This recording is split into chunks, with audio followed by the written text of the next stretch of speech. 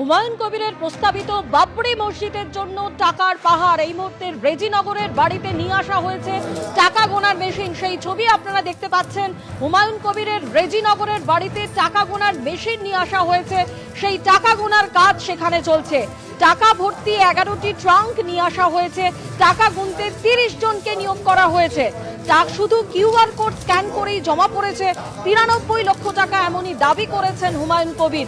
আপনারা এই মুহূর্তে হুমায়ুন কবিরের বাড়ি রেজিনগরের যে বাড়িতে এই মুহূর্তে টাকা গোনার কাজ চলছে সেই ছবি আপনারা দেখতে পাচ্ছেন। 11টি ট্রাঙ্ক, টাকা ভর্তি 11টি ট্রাঙ্ক নিয়ে আসা হয়েছে। একেবারে টাকার পাহাড় আপনারা দেখছেন সেই ছবি। টাকা গোনার কাজ করছেন 30 জনকে নিয়োগ করা হয়েছে টাকা গোনার জন্য।